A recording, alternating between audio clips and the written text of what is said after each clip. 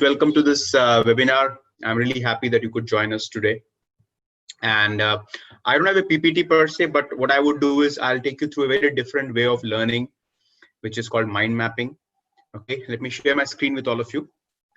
And you can have a look at that particular thing and try and understand how this really works out.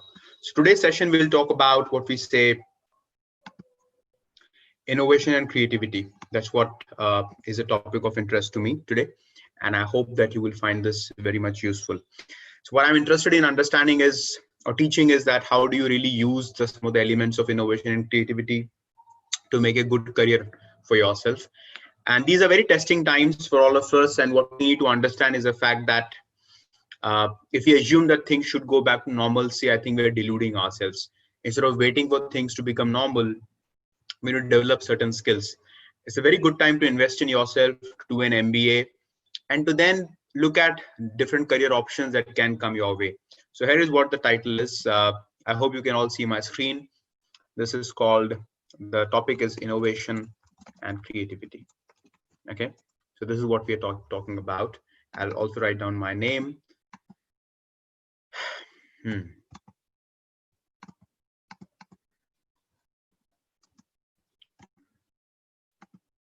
Just a second.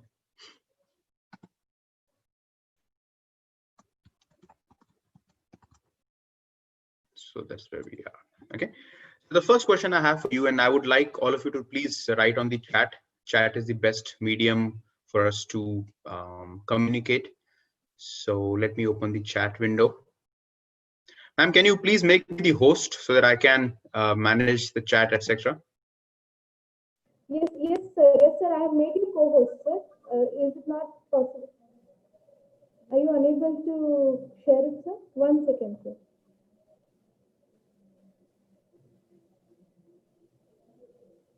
So you can share the screen. So what is it you wanted, sir? I didn't get you. Chat. Sir? I want to open the chat box with the participants. No, it's Q&A only is there here, sir. There's no chat box option. You want us to okay. Yeah, so the chat window is not open? No, it's not open. If you just give me some time, I'll get it open, sir. Just a second. Please do that. Yeah, I'll do that. Please do that. Yeah. Chat window. Okay, so that's my first question to all of you, and you can write your responses on the chat box. So the first question is, what do you mean by creativity? What is creativity?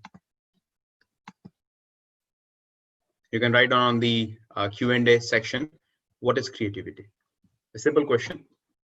So what comes to your mind when I use the word creativity? Whatever comes to your mind, you please write it down on the chat box or on the Q&A box. Own idea, very good. Okay, keep typing.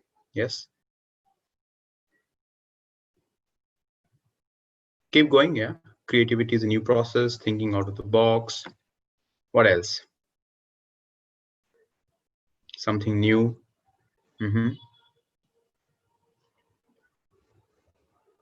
Creating something new.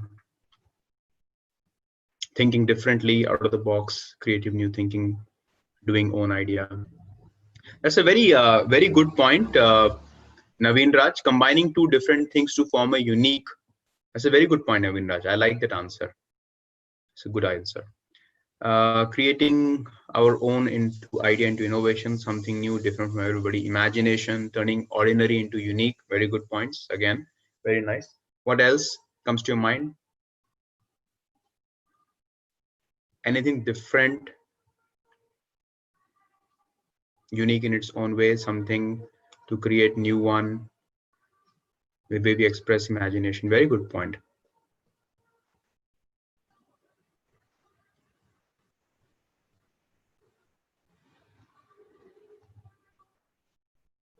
Very good point. So all of these are fantastic answers.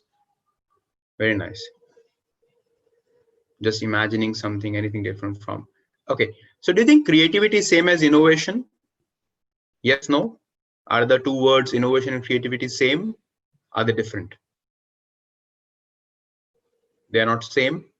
You can write a yes or no. If they are same, you can write yes, or you can write no. Okay, they're different. What is the difference between innovation and creativity? What is the difference?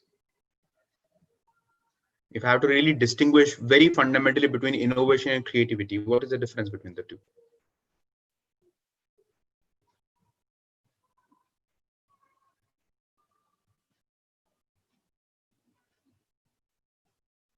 Turning into very good. Turning into reality. Very good, Navneet. That's a great point. It's a great point. Turning into reality is innovation. Very good point. Okay, how about others? Please write down on the Q&A box. What do you think? Okay, it's amazing answers. I'm really happy looking at these answers. Practical implementation of creative thoughts. That's a good point. Okay.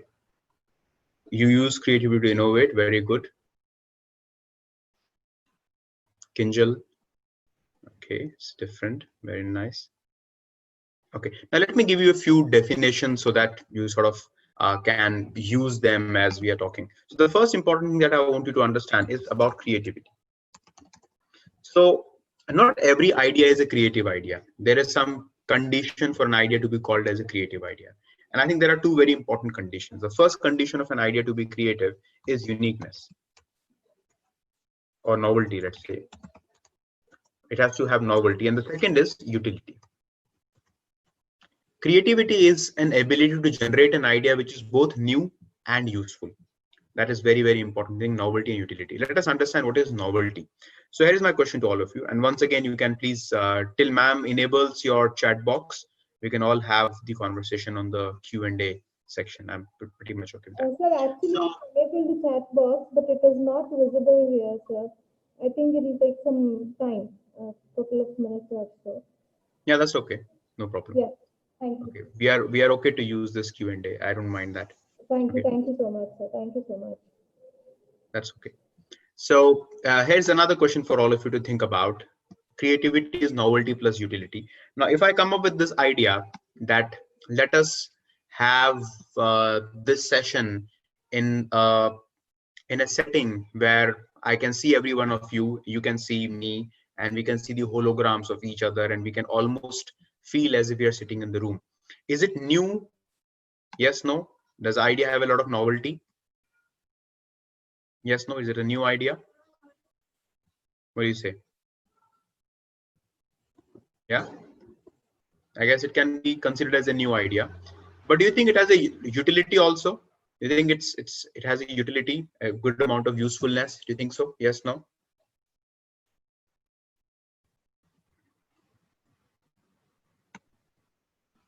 So this is an idea which has a lot of novelty. It's a very crazy new idea, but the utility is sort of little low on this, because even after we do so much of an effort and we do put so much of technology and put so much of a cost in it, we may not be able to use it because it might become very, very confusing. Imagine you are wearing those goggles, right? The augmented reality, virtual reality goggles, and you are seeing 40 people around you. That might be highly novel, highly new, but in terms of utility, you might soon have a headache. You might feel like the whole objective of learning and teaching might get sidelined, and you might get overwhelmed by the sheer experience. So that's not a creative idea. Similarly, if I say that my table is shaking, okay, the table where I have put my laptop, I take a piece of paper, I fold the piece of paper and put this in one of the legs of the table. The idea has a lot of utility because now the table has stopped shaking. But do you think this idea is new? Putting a piece of paper under the shaking leg of a table. Do you think this is a new idea? Yes, no? Yeah? I don't think it's a new idea. So idea does not have a lot of novelty. So a good idea which comes out of creativity should have both the conditions. It should have a lot of utility and it should have a lot of novelty. Okay, now let's go to the other side of the equation, which is innovation. Okay, and when it comes to innovation, there are again two very, very important qualifiers that you need to understand. The first important qualifier for innovation is that obviously innovation have to have utility. Okay, it has to have novelty, but there is another very important qualifier for innovation. So let us use some sort of equation. Okay, and let me write it down. The equation is, so innovation is creativity plus dash. Okay, innovation is creativity plus dash. One word answer. What do you think the dash would be? What is a dash? It is creativity plus what?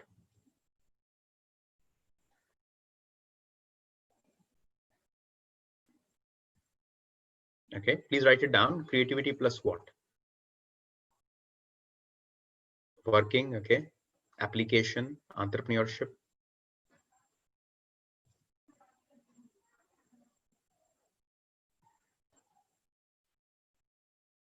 Work, uniqueness, application. I like the word application, Weber. Very good. Money to implement. Very good. Money wala. That's a good point. Creativity plus what? So what is the delta here? I'm getting some very good answers. Application, yes. Application is one very. Anything else that comes to your mind? Working, new ideas, entrepreneurship, application. Very good. Very nice. Discovery, implementation. What else?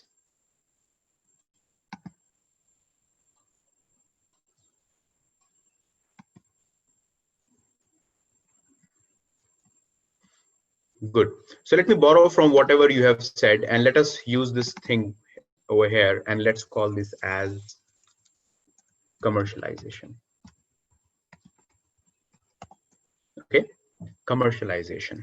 What is commercialization? What does that mean? When I say something is getting commercialized, what does that really mean? Commercialization.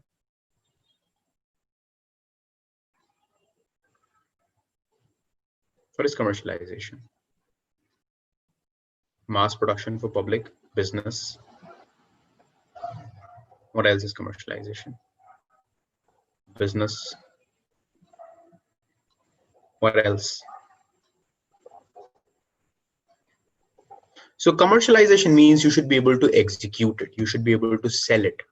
Okay, and that is where the creativity and innovation. So now the third dimension is entrepreneurship.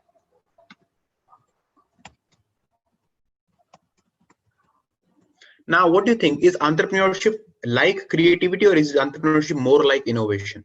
What is entrepreneurship more like? Is it more like creativity or is it more like innovation, entrepreneurship?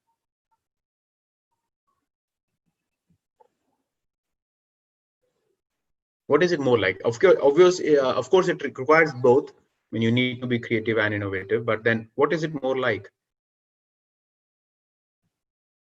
Yeah, it's innovation, it's implementation. That's important. So it is like you need to be innovative.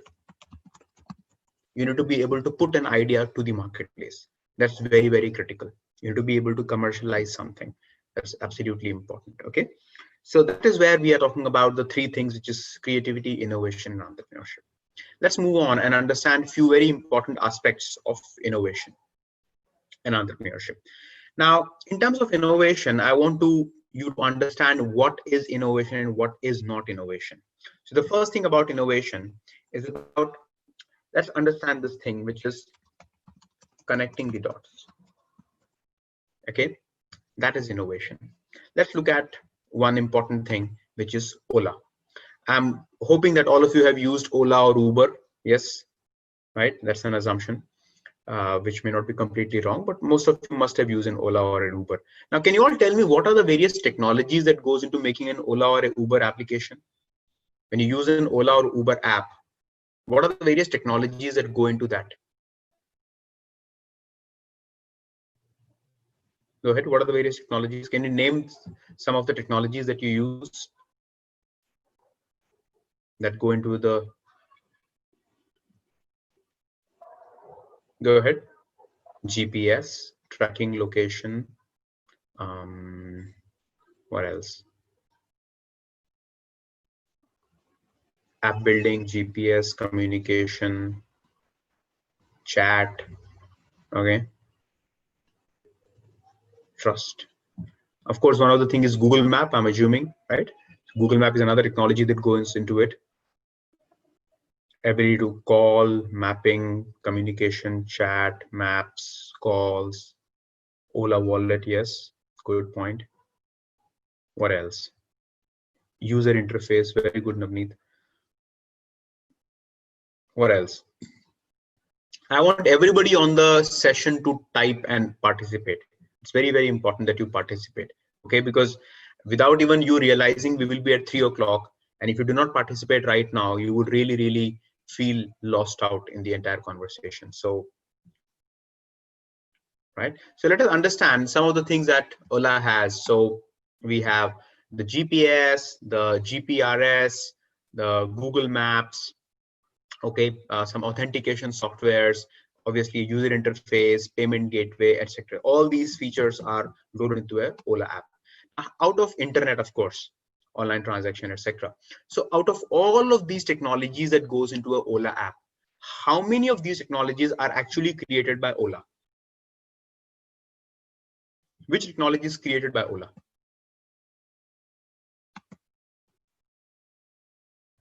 Which is the technology that they have created? Any technology that they created, you think? The answer is none. None of the technologies that goes into that technologies. They might have created features, like Ola Wallet is a feature, but Ola Wallet is not a technology. So the answer is none of the technology that goes into Ola is actually created by Ola. What has Ola done is that Ola has connected the dots. Each of these were technologies which are lying there. Ola brought all those technologies together and gave it to you in one bouquet. And hence, one of the proposals which I have for you is, when I say connecting the dots, you need to understand that innovation is like Lego blocks. Okay, you please look at the screen as well, because this is going to be a working mind map, so that whatever we are discussing, we are able to plot it, and then finally you can consume it.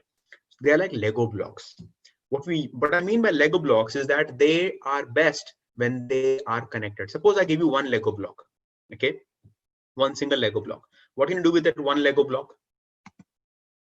Go ahead. What can be done with that one Lego block? If I give you that,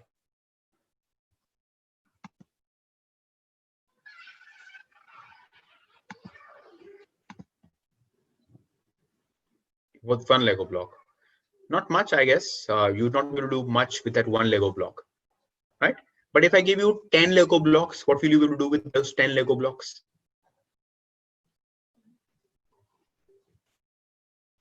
Maybe now you can combine them to create more outcomes. If I give you 100 Lego blocks, will you have more outcomes or less outcomes with more Lego blocks? I guess you will have more outcomes with more Lego blocks. Yes. And hence the point is that ideas are like Lego blocks. The more ideas you have, the more final outcomes or the more innovations you can possibly have. But for that, you need to have dots. For you to connect the dots, you need to sort of put the dots. And that is what innovation is. Innovation is about connecting the dots. Now, in your life, in your career, what you need to understand is the importance of putting those dots. You're sitting in my class today. There's a dot. Okay. Dot in the sense, some learning which you have today. Then tomorrow you will read a book. There's another dot. Then day after tomorrow you will kind of meet somebody, there is another dot. And in your life, once you start putting those dots, when you look back in your life, you should be able to connect all those dots in some form of a pattern. And that is a new pattern that you'd be able to create here. Okay, so that is called connecting the dots. The second thing about innovation is highly contextual. Okay, highly, which is, let me use the word context matters. Here is an example. Have you all heard about ABS, anti-lock braking system in cars? Yes, no? Anti-lock braking system. Have you heard of ABS? Yeah, I guess so. All of you must have heard about ABS. Now, the anti-lock braking system that goes into the car, ABS in the car, actually was borrowed from the aircraft making industry. So when I'm manufacturing an aircraft, I need to ensure that the rear wheels of the aircraft do not get locked when I'm applying the brakes. So I'm using some sort of an anti-lock braking system mechanism where when I'm deploying the brakes, the traction on both the wheels is same and the aircraft lands comfortably. Now, the automobile company took the concept or borrowed the concept from the airlines industry and applied this to the automobile industry. The question is, do you think it is innovative for the automobile industry? Yes or no? Even if they copied it from some other industry. Do you think it's innovative for the automobile industry? Yes, no?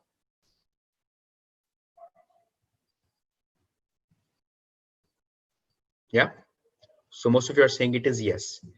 And hence the point is that whenever you're talking of innovation, it does not matter whether your idea is new to the world. What matters is your idea has to be new to the context. The context can be your industry. The context can be your market. The context can be your organization also. As long as it is new to the context of automobile industry, it is highly innovative. And that's what I mean by context matters. Here's another example for all of you. All of you must have used Paytm. Am I right? All of you must have used Paytm. That's an assumption. All of you must have seen the QR code, which you scan to get the 10-digit phone number of the person you want to transfer money to, right? Now, do you think Paytm invented the QR code? Do you think it's their own creation, the QR code? Yes, no? Yeah, they didn't. Paytm is not the creator of QR code. Paytm actually copied the concept of QR code from some other industry. They copied it from the retail industry. So if I go to Japan, Japan had those, in Japanese retail companies used to use those QR codes. So for example, if I am in a mall and I want to buy something, what I'll do, I'll take out my phone, I'll scan the QR code, and all the details of the product will come on my smartphone. And then I'll be able to see whatever I want to see. So Vijay Shekhar Sharma copied or borrowed the concept of QR code from some retail industry and applied this to the mobile wallet industry. But do you think it is innovative for the mobile wallet industry? Yes, no? Is it mobile wallet industry? I guess so. It is highly innovative for the mobile wallet industry because context matters. So as an MBA student, what you need to understand is that you can be innovative also. But the only way you can be innovative is by looking at the world and trying to borrow ideas from the world and applying it to your unique problems. See, ideas are never unique, nor are the problems unique. But the marriage of the idea and the problem, that has to be unique. So one of the very beautiful definitions of uh, creativity that you can possibly look at is this: connecting the existing in new ways. Connecting the existing in new ways is a very beautiful definition of creativity. You just have to look at the existing situations and how do you sort of put them together. The pattern is new. Here is an example. Now, when you sing, you have sur in Hindi. How many sur are there in music? How many sur are there? 7. Sa re ga ma pa dha ni. 7 sur, correct? Sa re ga ma pa dha ni. Now, with these 7 sur, if an artist has to create a new song, do you think the artist has to create an 8th sur to come up with a new song? No. I can use the same 7 sur and create how many songs with the same 7 sur? How many songs do I can create with the same 7 sur? Answer is infinite. I can have infinite number of creations. I'm using the combination of these 7 sources in different form, and that is what creativity is all about. You do not have to form the basic element. What you have to always create is new permutation combination. Some will be fantastic, some not so much. Look at English. How many alphabets in English language?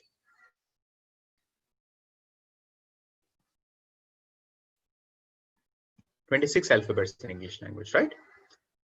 Now, for me to create a new word or a new sentence or a new prose or a new music, do I have to add a new alphabet to English?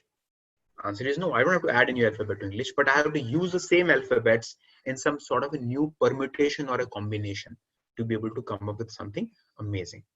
And that is what is innovation all about, which is connecting the dots and bringing them to a new context. The third thing is about innovation is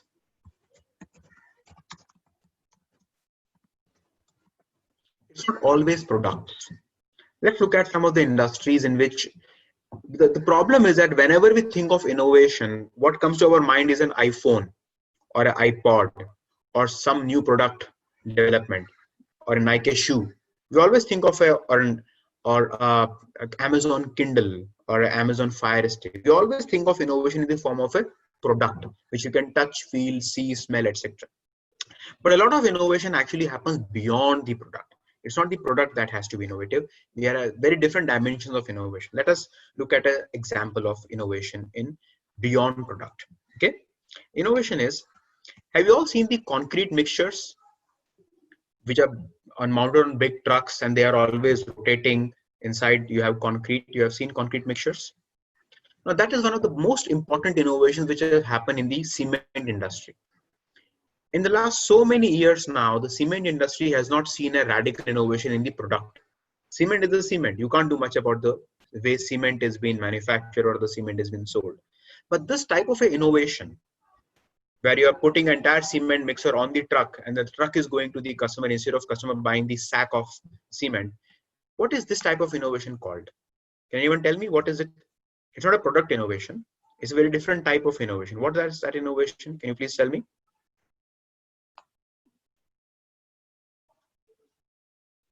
It's not a product innovation. So what type of innovation is that?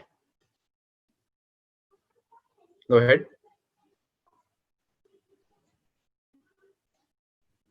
Service innovation. Okay. Anything else that comes to your mind? But that's a very good one. Architectural, Weber, very interesting. Architectural innovation, yes. Anything else? Productive. Service innovation. What else? Machine innovation, interesting. There's another concept that we use in innovation, and I'm writing it down for all of you to understand. Another concept of innovation is called business model innovation.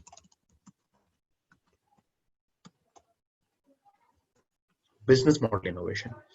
Now look at the way concrete is now getting sold, or cement is now getting sold. In the same concrete mixture, you have RMC, ready mixed concrete. You give it to the customer. So earlier when a customer used to buy cement, the customer would buy cement in terms of kilograms, right? 10 kilograms, 20 kilograms, 50 kilograms. So that's how you buy cement. But in these concrete mixtures, you do not buy cement basis kilogram. You buy cement basis what? What is unit of pricing of cement? Is it kilograms or is it something else? It's not sacks, no. It is now getting hoisted through a hoist into the exact place. So what is the unit of measurement? What is the customer paying for? Customer is not paying for the kilograms. What is the customer paying for?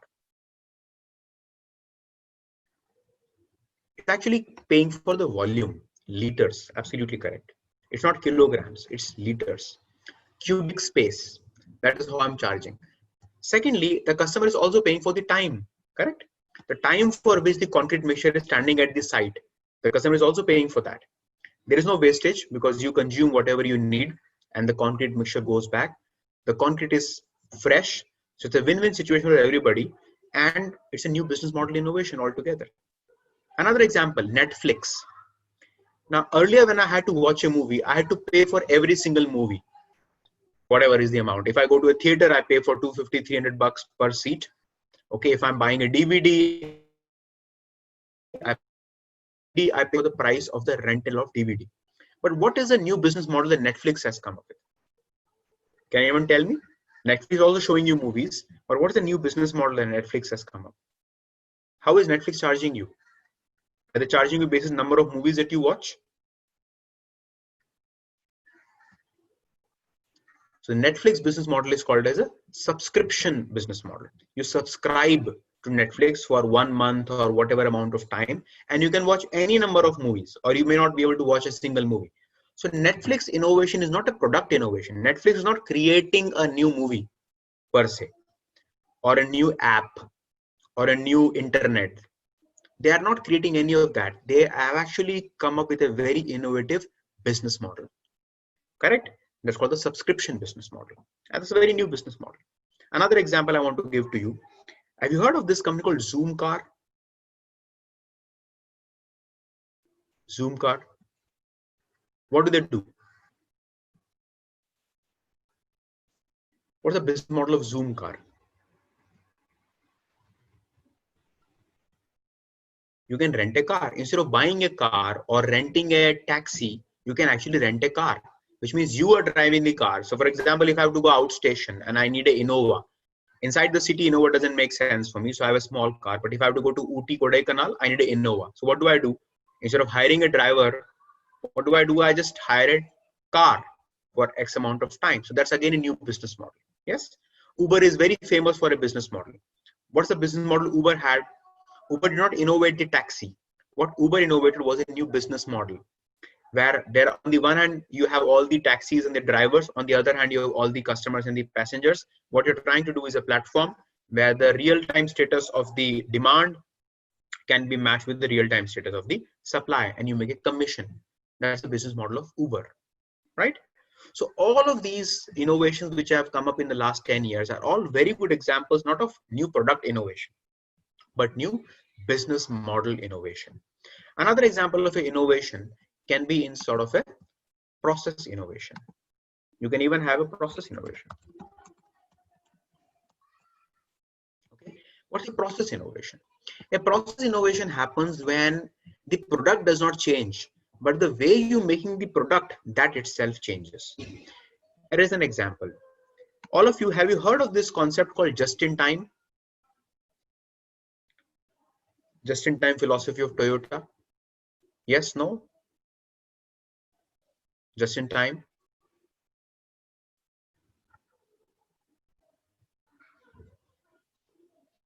Yeah.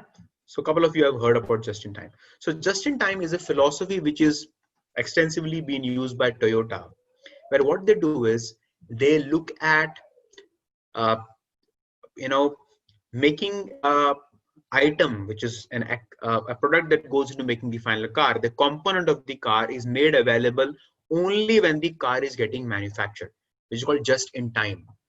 Okay, so they have these suppliers who will just put the product, like a car has an engine, shock absorbers, wheels, body, chassis, etc. So all these items will come to Toyota factory only at the time when they are required. They'll not pile up as inventory, and that really makes sure that the quality is high, the inventory carrying cost is low, the total locked up capital is low, and the speed of change, which is the flexibility, very high.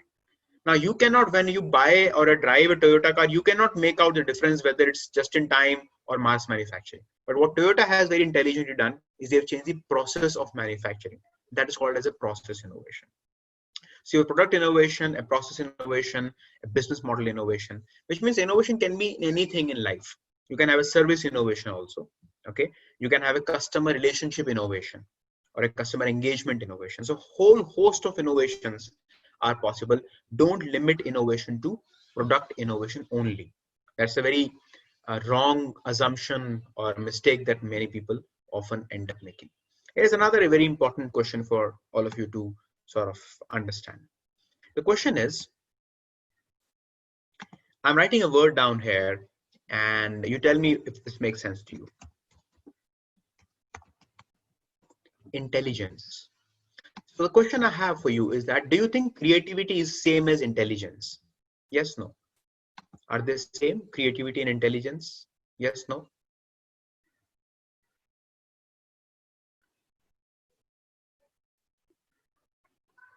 They're not the same. Yes. Creativity and intelligence are not same. They are very different concepts. Okay.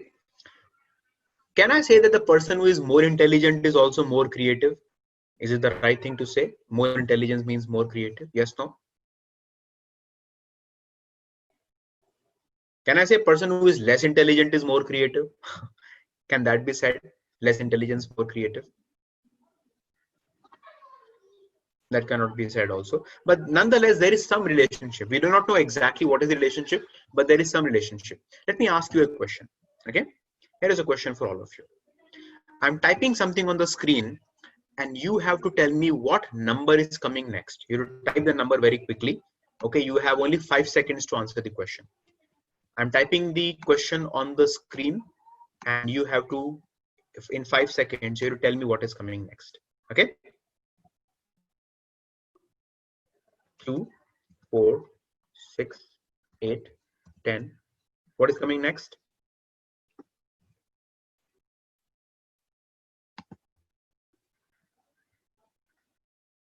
Go ahead. 12. All right.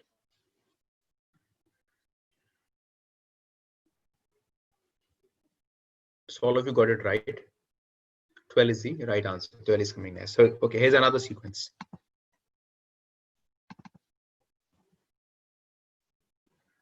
1, 3, 5, 7, 9.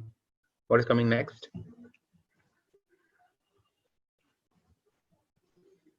11. That's the even number, odd number thing. Okay, now here's another one. 1, 3, 5, 7, 11, 13. What is coming next?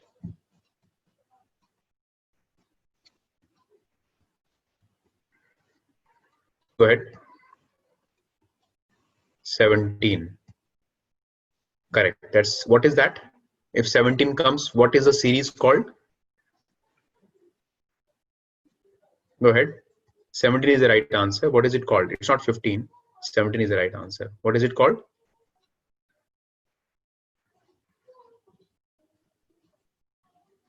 It's prime numbers. Correct. It's a prime number series. Here's another one for you. Now it's kind of getting a little tricky. 1, 3, 5, 7, 9, 5, 7. What's coming next?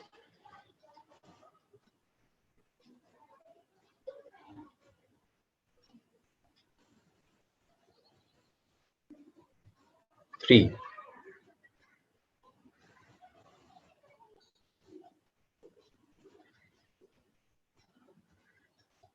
Go ahead.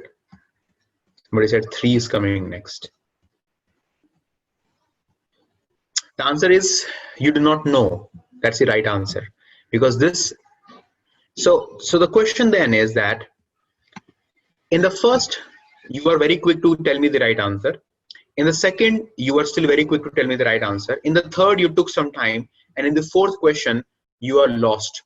What is the difference between the first 3 questions and the last question? What's the difference between the first 3 and the last question? Why did you take so much time in answering the last question, which is this one, and you are very quick at answering the first 3 questions? What is the difference? Where is the difference actually? Go ahead.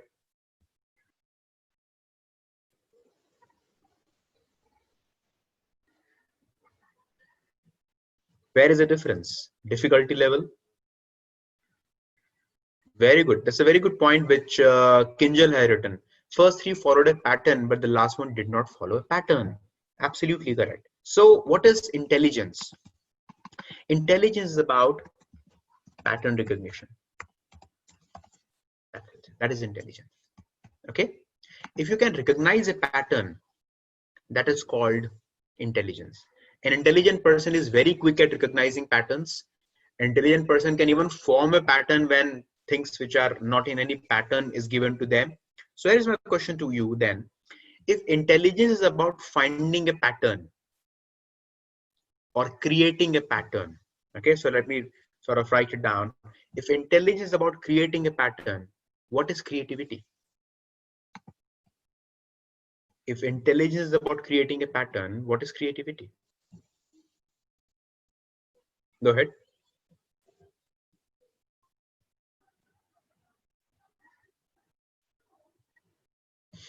If intelligence is about creating a pattern, creativity is what?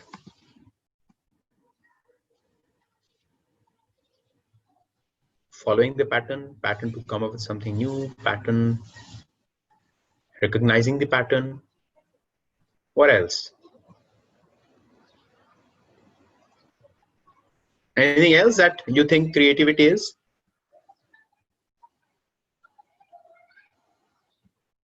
Go ahead.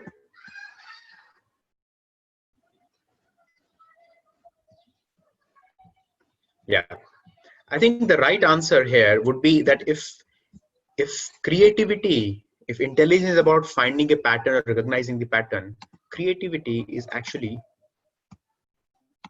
here's the point, creativity is, let me write it down for all of you, okay?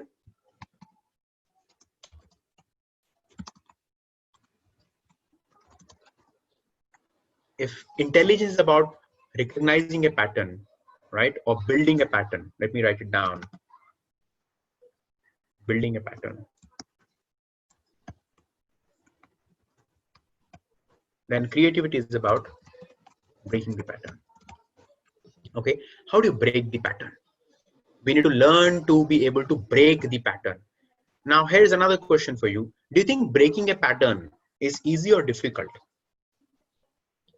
Is it easy to break a pattern or difficult to break a pattern? Go ahead, guys. Is it easy or difficult to break a pattern?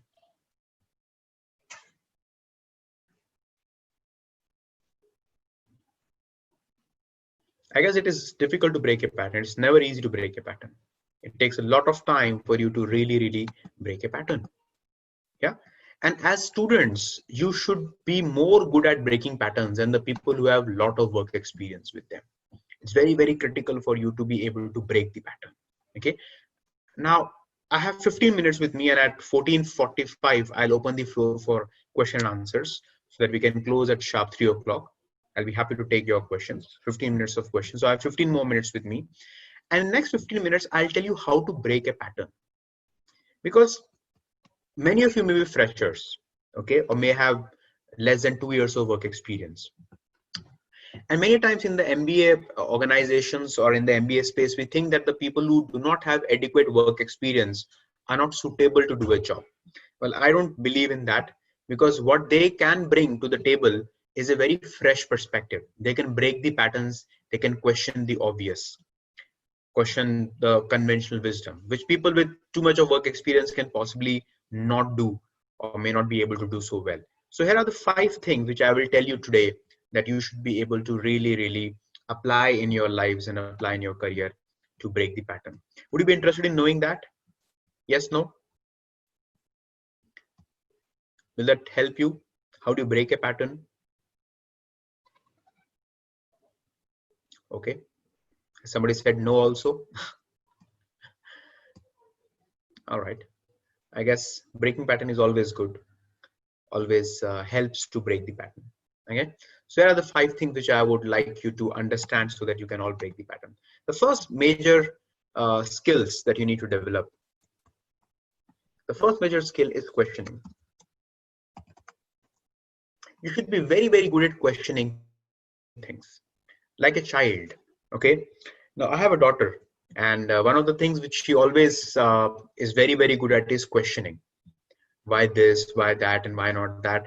At initially you might feel a little bothered, a little irritated at times, because it's because of her incessant flow of questions. But after a point of time, you start realizing that why she is behaving this way.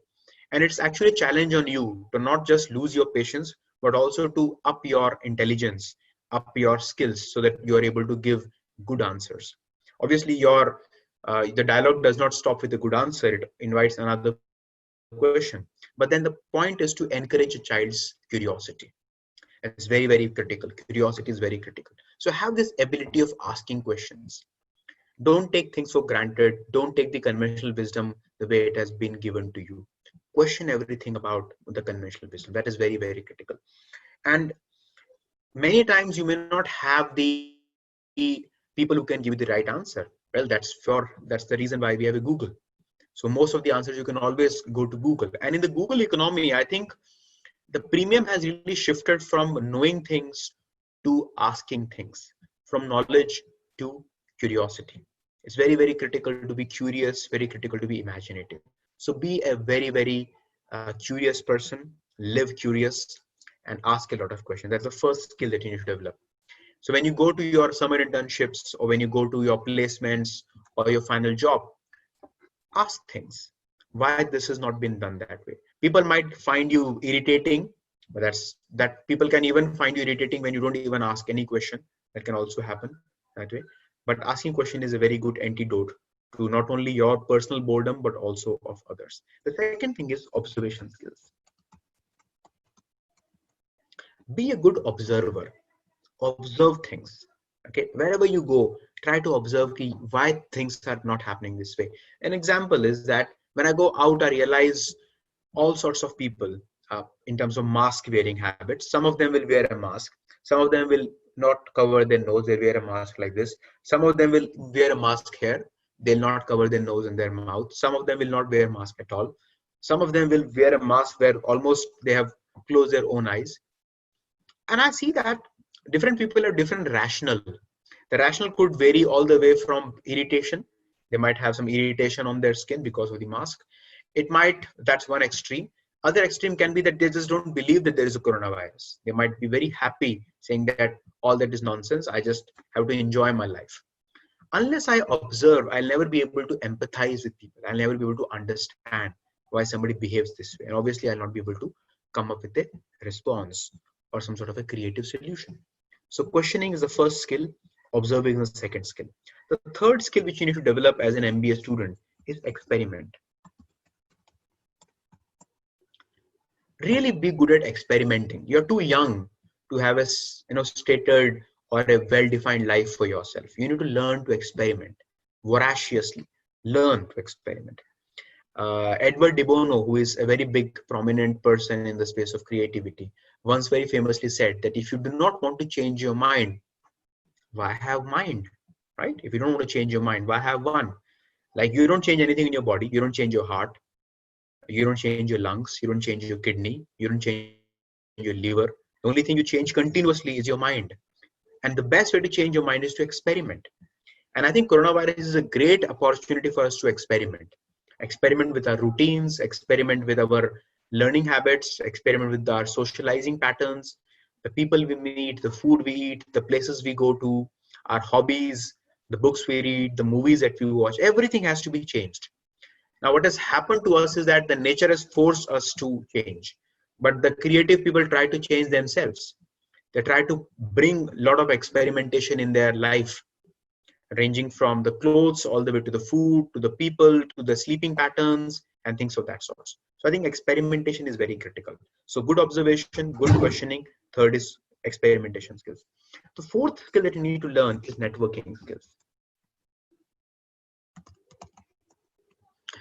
Be very good at networking, okay? Because you have come down to this business school with a hope that you will get a massively big career fillip or a career boost for yourself. But I think what you often miss out, and what students often miss out on, is the importance of building professional network. Today, you know me. Let's see how many of you really reach out to me, okay, through LinkedIn or through various other mechanisms. And if you do not build your network, you'll really struggle to find a job for yourself. Don't assume that giving a job is a responsibility of the college. I just don't believe in this notion at all. The college's responsibility is to give you a very good education, to give you the opportunity for you to build networks, to build relationship. How you utilize the network is completely up to you. Build networks. And how do you build network? There are three ways of building networks. The first is you have to be professional. I'm not talking of social network here. I'm not talking of the network on Facebook and Instagram and things like that. I'm talking of hardcore professional network. Okay. I'll come back in 2:45. I'll open up the forum for questions and answers. So then we'll take up these questions. The first is build a professional network. Be professional about it. Okay. The second thing about networking is try to give before you take. Always see what I can give to the other person instead of what is that I'm needing from the other person. Only if you give, that the person will be ready to reciprocate. That's very important, to always give. And the third important aspect of a network is the importance of being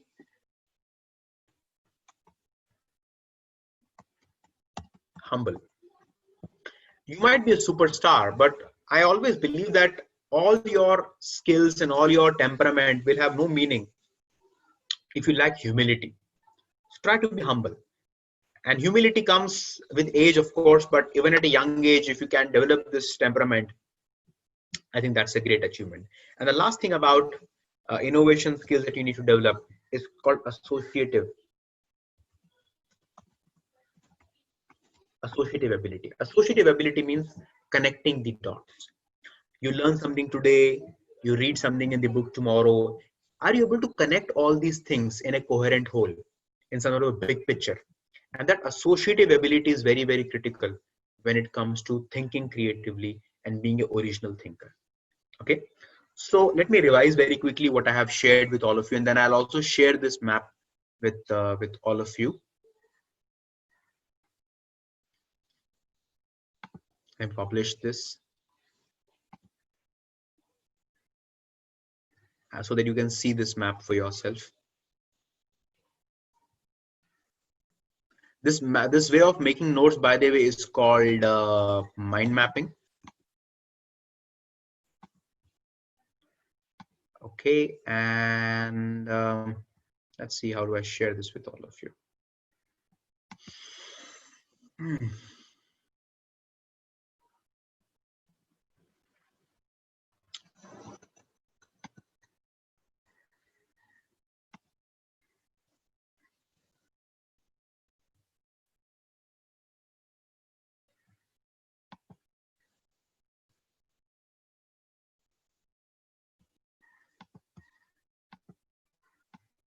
Okay, let me answer one question, and then you should be able to get the this mind map. Okay, I'm sharing the link with all. Can you please check the link if you have got the link?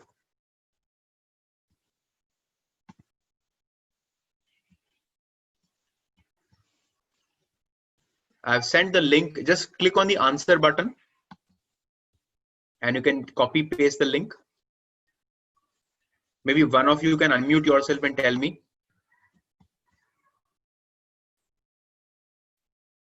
Anybody who wants to unmute, you can raise your hand. I'll unmute you and then you can share if you have received the link.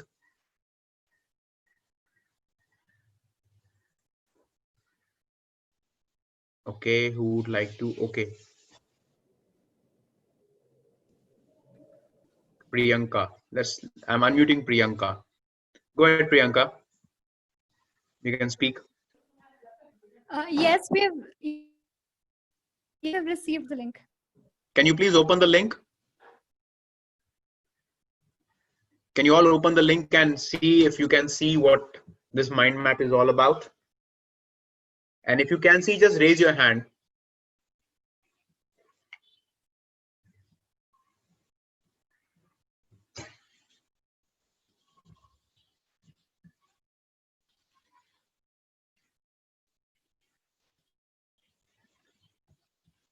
All those people who can see it, you can please raise your hands.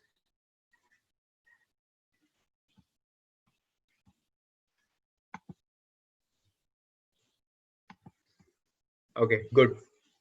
So this is how you have received what I have created here. And this is something which I would like really for you to keep it with you and try to refer. Now we have 15 minutes before I close the session. And the next 15 minutes, I can possibly take up 5 questions. So please lower your hands, all of you. Lower your hands, guys, lower your hands.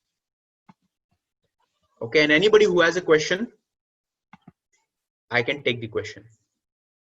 You just have to raise your hand and I'll unmute you and you can ask me the question and I'll be happy to. I can take 5 or 6 questions.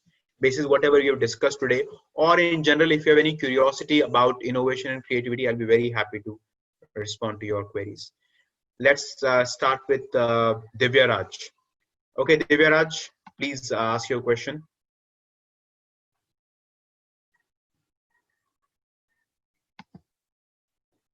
Go ahead, Divya Raj, you can unmute yourself and ask your question.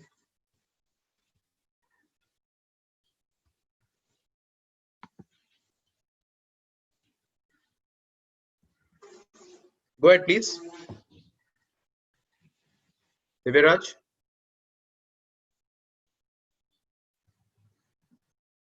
Okay, in the meanwhile, Priyanka, you have any question?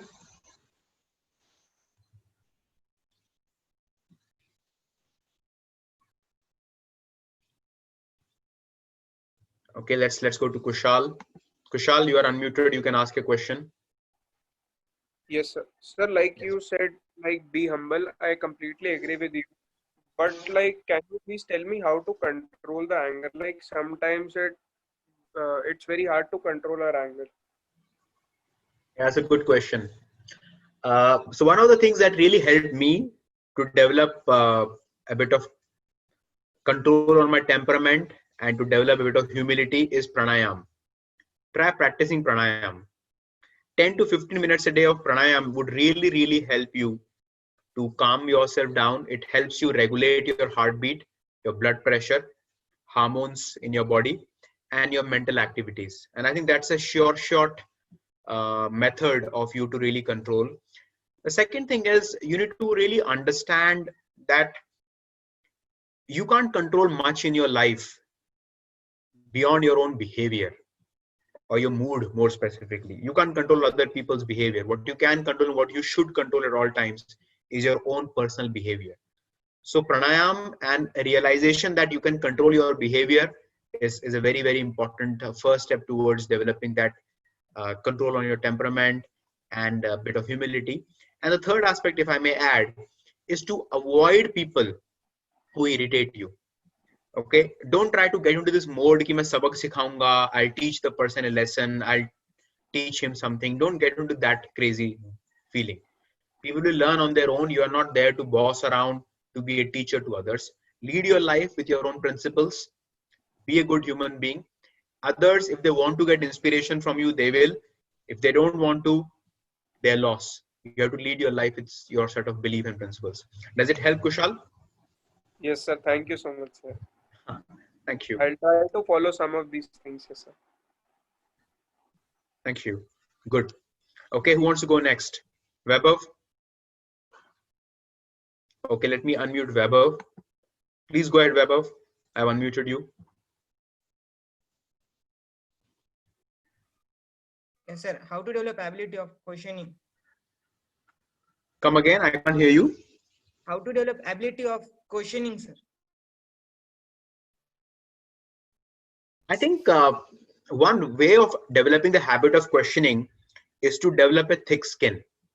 You should be able to take no for an answer. You should be able to also take a ridicule. Suppose you're sitting in a class and you want to ask a question. What typically stops you from asking the question is the fact that people might laugh at you. Yes, That sir. what a silly question this is. Yes, sir. But if you do not have the thick skin, moti chamdi, कि ठीक है, लोग कह रहे हैं कहने दो क्या फर्क पड़ता है, you will never be able to ask a question. Okay, so I think instead of trying to gauge your self-worth in the eyes of others, how people are perceiving you, you will never be able to live an original life. For you to live an original life, you need to ensure and understand the fact that people's opinion is only their opinion, not a fact of life. Okay, it's their point of view. They are entitled to have their point of view, and you should have your own unique point of view. So not getting too bothered about people is the best way to develop a questioning attitude. And the second thing is articulation. Ask a sharp, witty, short question. That's important. Questioning is an art. Okay, you should have, before you ask any question in the subject matter, you should have at least some appreciation of the subject matter, so that your question is not very naive, doesn't come out across as a very low balled question. It has to have some gravitas, and that would require you to have an appreciation of the field, appreciation of the person whom you're asking the question to, and then not miss out on the opportunity of actually engaging in a dialogue. So two things: one is not being too bothered about people's point of view about you, and second thing is having some domain knowledge on the subject so that you can frame sharp questions. So that's my view, Vaibhav. Does it make sense? Thank you. Yes, Thank sir. you. Thank you, sir. Okay, anybody else wants to ask me a question? Trupti. Okay, Trupti, let me unmute you. Go ahead, Trupti. Hello, sir. Hi. How do I Speak up. Speak up. Hello. Yeah.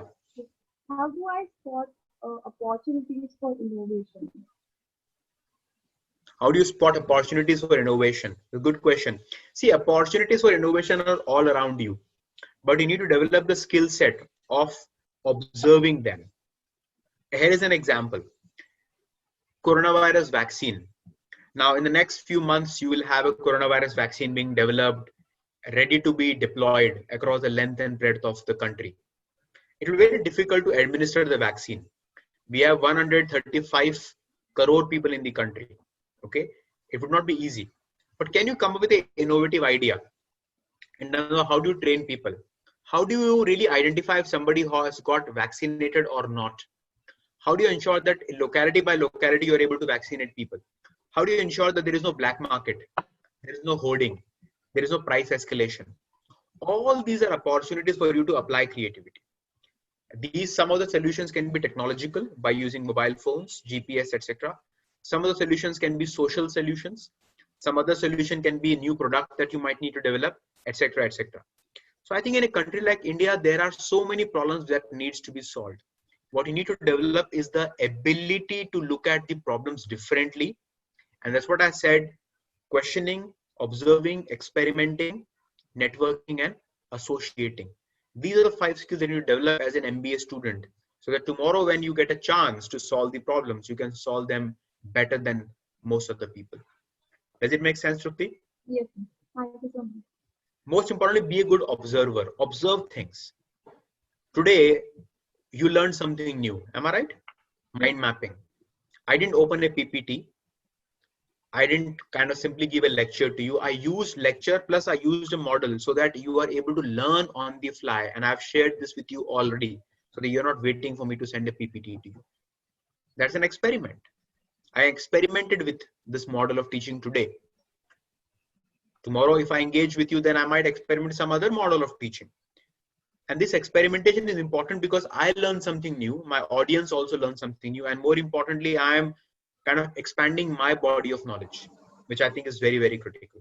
So that's my take on this, Trupti. Okay, who wants to go next? Kinjal. Okay, Kinjal, I'm unmuting you. Go ahead. Good afternoon, sir. Hi, good afternoon. So I actually wanted to ask that, like, how do I know if my idea is good enough, and how do I get people along with my idea if it is? It's a good question.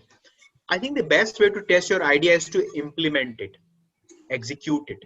Okay, do a small proof of concept. For example, you think that you can come up with an idea where the mask that people are wearing should be able to change its color to tell if the mask is contaminated or not. That's a very good idea, I guess. Now, instead of trying to sell this idea to people with a PPT or with trying to sort of impress them with your idea, why not do a small proof of concept, POC? Once you do a proof of concept that here is my idea, here is a proof of concept, look, this mask actually changes the color. Voila, you have actually proven the idea. Nobody can dispute you. The problem that happens is that many times we are unable to convince people about our idea is because we are not able to prove that the idea really works. The proof of concept is the best idea itself. Okay, so next time you are trying to reach out to your friends or your teachers or your guides about the importance of an idea, do some homework. Try to convince yourself before you convince others that this idea works, and nothing beats proof.